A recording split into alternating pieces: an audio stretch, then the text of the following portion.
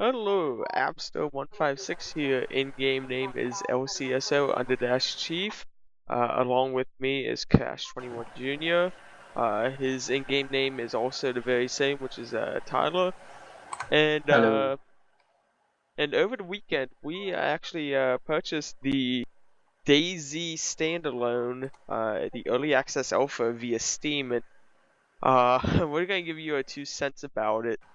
Um, for those of you who don't know DayZ, what it is, it's a survival game of player versus player, along with zombie versus player. And you play as a character in the Irma 2 Operation Arrowhead map, and then they add in the cities and zombies, and they actually place objects around the world that you can find and team up with players, and kind of like all the other survival games. Uh, we're gonna give you a little rant about why it practically sucks as it is in an early alpha. Uh, I'm going to start with my first issue is server connectivity. Server connectivity is very bad. The pings are always high, and no server can stay active over. It can't even stay active with 4 out of 40 players. That's what I find hilarious. Uh, Along with servers is that you cannot create your own server. For me, I'm more of a buy your own dedicated box and put it on type of guy. But no, they make you go through Vi-layer, uh, multiplayer game servers and gameservers.com just to be able to own your own server. And at least I think they're starting as low as $69 for 30 players. And we've been trying to connect all night, me and Crash 1 Jr. here. We just cannot connect whatsoever. It's And especially at times like these where like so many people are online, you cannot connect worth crap. for the timestamp we're playing. Today is April 18th, 2014, which is a Friday, and as you know, gamers love Fridays, especially on holiday weekends. And the servers are just they're just crap. You can't even get on any without practically getting kicked off. And the other thing I noticed a lot when playing, and I'm sure Tyler Cash1 Jr. has also noticed it, is people are getting disconnected because of Battle Eye. Correct? Yeah, kicked Yeah, for inactivity. it's kicked in activity or something like user registry key. Battle Eye is this how do I put it?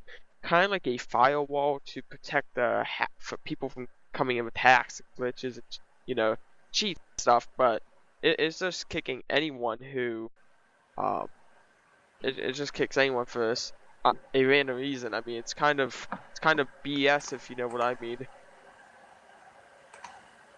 Uh, but we're setting up a little group here. And we were going to get a server, because I have servers located worldwide. Well, but when I was looking and I showed Tyler it also, they have so many rules that even if you do own your server, you cannot kick anyone. Say you can't make it private, you can't put a password on it, you can't. I mean, if you get kicked from a server, you can easily email the game server provider, and within a matter of hours, the other server that you paid $70 for a month, they're just going to suspend it. And that's why I don't like the early access alpha. It's kind of like an alpha of an alpha. And I know a lot of people played it on the mod, and they actually prefer the mod better than the standalone. And I, I just don't really like it, if you know what I mean. Tyler, what's your 2 cents on it? Well, the game itself is actually a pretty good idea, but it just seems like there's a lot of maintenance that needs to be done with it. Like there needs to be a lot of patches and bug fixes. The zombies don't even attack you correctly. And it's horrible. Like you can't even like attack back sometimes. You stand there and get punched to death. Yeah, So we I noticed mean, that the physics of the game is completely crap, and they just want to keep adding on more cities and more items and stuff. And I mean, no one's computer is really stable enough to actually run the game without getting crashed from Steam due to syncing issues or a server just disconnecting you for no reason.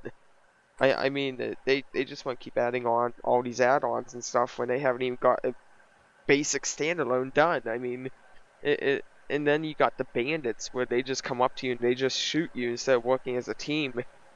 That's why there's also the blood bandits who will take your blood. You can actually, if you have the kits, you can actually take someone's blood and then give yourself the blood to heal yourself. There's just a lot of rude people on the actual games, and I mean, there's only so many servers, and no one can kick you for no reason. I mean, because if the administrator of a server kicks you, they can get in trouble and they can get their server suspended. Too many rules, and I think that they just need to fix it first before they even go further. The main thing that Tyler has definitely seen in our group is the rain. It's raining 24/7. Correct? Okay. Tyler must be busy playing his new game of Space Engineers. How is that coming along, Tyler? Okay, he must Hello? be. Okay, well, my Okay, mic. there you are. There Yeah, you my mic just like cracked out. are. Anyways, So I we think were I on the accidentally hit a subject button or of what? the rain in DayZ, how it's raining 24/7.